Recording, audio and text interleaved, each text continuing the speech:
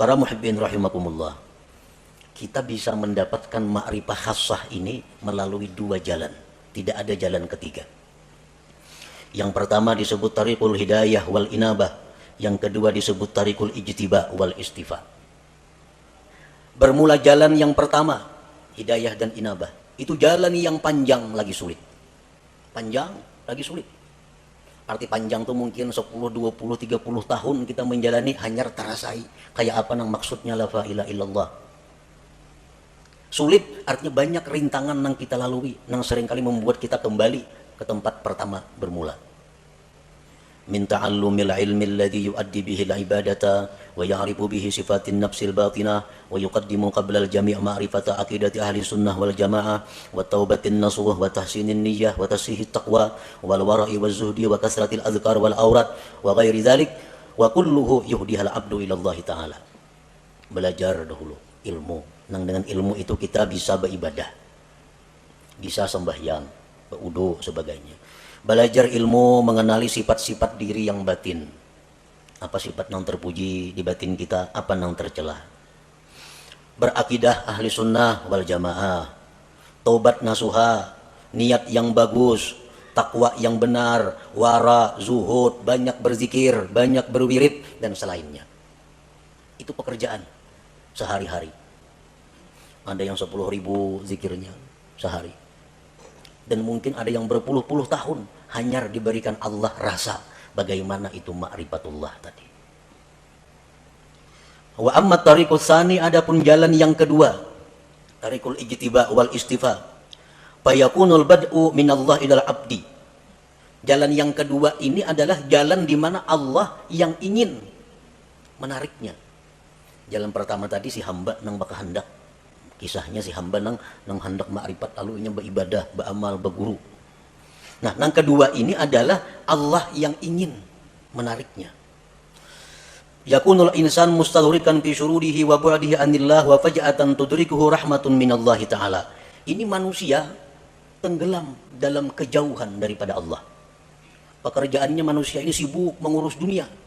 Kada tahu diwirid, sembahyang pun kadang-kadang pray. Pekerjaan-pekerjaan maksiat banyak dilakukannya. Tetapi secara mendadak Allah memperdapati dengan rahmatnya. Begitu Allah memberikan rahmat kepada orang ini, maka orang ini langsung dirasakan Allah bagaimana rasanya ma'rifat kepada Allah itu. Banyak tokoh-tokoh yang terkemuka yang melalui jalan yang kedua ini, seperti Fudail bin Iyad, Malik bin Dinar, Utbatul Ghulam dan lain. Orang yang dulunya sesat, dulunya jahat, tetapi Allah dengan rahmatnya secara mendadak mengejutkan, menarik orang ini. Seperti Fudail, kita mendengar tahu kisah Fudail bin Iyad, orang yang kehidupannya hanya jadi perampok di tengah jalan. Perampok di tengah malam, satu hari hendak menaiki rumah kekasihnya. Begitu naik ke rumah kekasihnya, mendengar ada orang mengaji Al-Quran yang ayatnya alam ya'ni lil ladzina amanu an takhsha'a qulubuhum li dzikrillah. Begitu ayat itu masuk ke pendengaran Fudail, Fudail terjatuh. Nah, setelah itu Fudail tobat, langsung ditarik oleh Allah Subhanahu wa taala, dirasakan bagaimana ma'rifat kepada Allah. Akhirnya Fudail menjadi salah seorang aulia besar pada masanya itu. Allah menarik orang ini lisababin minal asbab allati qad la ya'lamuha illallah. Allah menarik orang ini karena ada sebab yang kadang-kadang sebab itu hanya diketahui oleh Allah. Kenapa orang ini maka ditarik oleh Allah? Dalam waktu detik dirasakan ma'rifat kepada Allah. Sedangkan yang satunya berpuluh-puluh tahun berzikir kepada Allah belum dapat rasa ma'rifat itu. Nah, jalan yang kedua ini disebut tariqul ijtiba wal istifa. Nah, para muhibbin rahimakumullah, ada beberapa sebab yang dengan sebab itu ada kemungkinan satu saat ditarik oleh Allah manusia ini, walaupun dia dalam keadaan bergelimang dengan dosa. Pertama, dengan sebab ilmu. Ilmu. Orang ini pada dahulu mengaji sekolah pesantren, ke majelis taklim. Bertahun-tahun udah mengaji demikian, pesantren tamat sekolah, timbul ke kampung bulik buntat, nah, minum arak, berjudi, berzina, pekerjaan, tamatan pesantren nih. Nah, orang seperti ini pada akhirnya satu saat ada kemungkinan ditarik oleh Allah dengan cara seperti tadi, berkat ilmu yang dia pelajari selama sekian tahun dahulu kala itu. Nah, bisa kena orang nih jatuh sakit, nah, sadar, insaf, dirasakan oleh Allah bagaimana orang yang ma'rifat kepada Allah itu. Nah, sebab ilmu. Jadi menuntut ilmu ini kada ada ruginya. Tak amalakan kah, kada kah. Pokoknya bila ilmu itu ada keuntungan. Ada keuntungan. Yang kedua, as-sakha, pemurah. Orang ini macam-macam maksiat dilakukannya, tapi pemurah. Pemurah itu dalam arti agama lain dengan arti adat.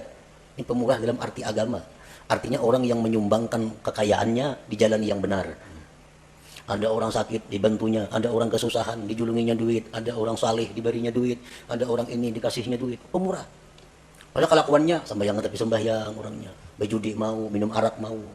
Nah, orang ini satu saat nantinya ada harapan, kada pasti juga ada harapan bisa ditarik oleh Allah. Nah, bisa ditarik dengan pemurahnya itu. Yang ketiga, al-adlu, adil. Nah, ini seorang pejabat. Seorang pejabat ini bergelimang dengan dosa. Macam-macam dosa dilakukannya. Tetapi satu orang ini, dia adil. Sewaktu ia menjabat, di matanya sama, semua adalah rakyat. Baik anaknya, baik bininya, mintuhanya, iparnya, kamanakannya, semuaan rakyat sama. Kadang-kadang mesti diutamakannya. Panggil ini minantu ko utamakan, kadang-kadang. Ini ipar, kadang-kadang. Semuaan rata di matanya, rakyatnya. Nah, orang ini waktu menjabat adil. Padahal kelakuan lain-lain banyak maksiat dilakukannya. Nah, berkat inya adil sewaktu menjabat itu, orang ini ada harapan suatu saat akan ditarik oleh Allah, dirasakan kepadanya ma'rifatullah itu. Rasulullah sallallahu alaihi wasallam bersabda, "Tajawazu an dzambis sakhi wa zallatil alim wa satwatis sultanil adil, fa innallaha akhadha bi yadihim kullama asara asirun minhum." Akhrajahul Khatib. Ujar Nabi kita, maafkanlah kesalahan orang-orang alim, orang-orang pemurah, raja-raja, penguasa-penguasa yang adil itu. Karena Allah memegang tangan mereka. Bila mereka tergelincir, Allah yang akan menarik mereka.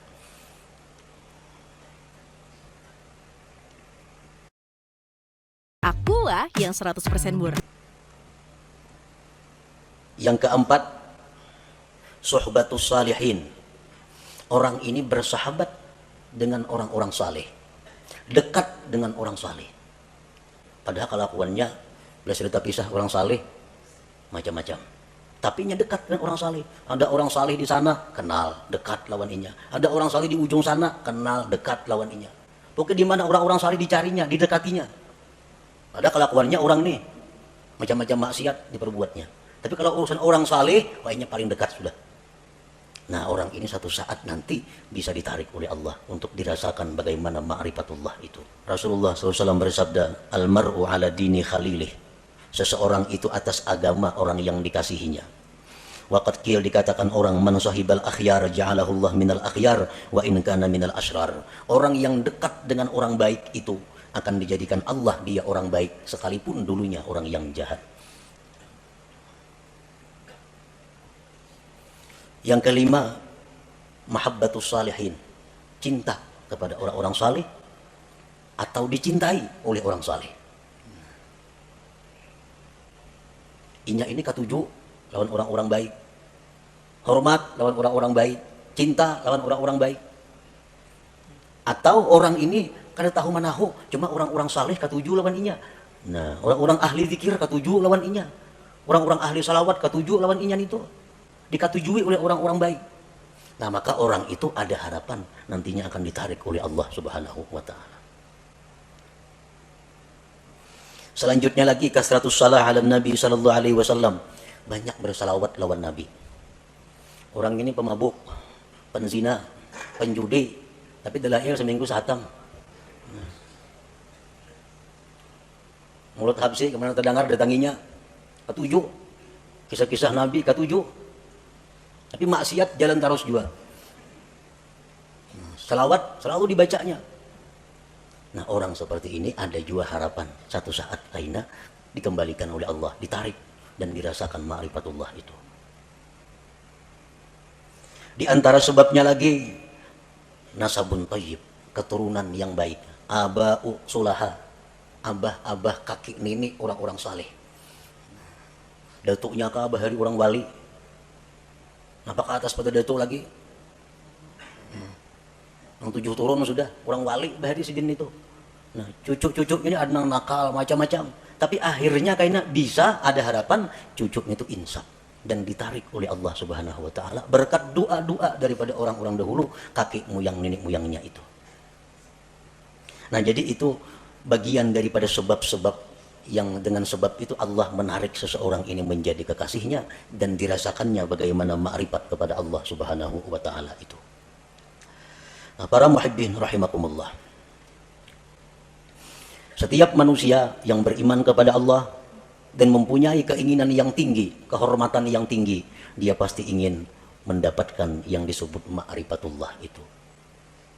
Bagaimanapun kelezatan yang ada di dalam dunia, bagaimanapun ada kemewahan yang ada dalam dunia, bagaimanapun keindahan yang ada dalam dunia, kalau seseorang itu sudah merasakan bagaimana ma'rifatullah, ma'rifat kepada Allah itu, maka semuanya akan hilang. Kada akan bisa dibanding dengan bagaimana indahnya, lezatnya, bahagianya orang yang ma'rifat dengan Allah itu. Nah, sebahagian manusia ada yang berusaha untuk berkenalan dengan Allah.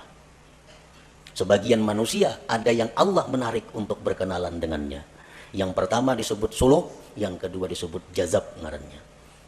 Yang kedua-duanya itu adalah mulia. Kedua-duanya adalah sesuatu jalan yang terpuji.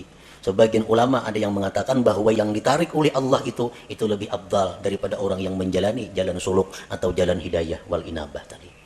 Nah, para muhibbin rahimakumullah, mudah-mudahan Allah Subhanahu wa taala membukakan hati kita pintu ma'rifah kepada Allah Subhanahu wa taala sebelum akhir hayat kita. Ila hadratin Nabi sallallahu alaihi wasallam al-Fatihah.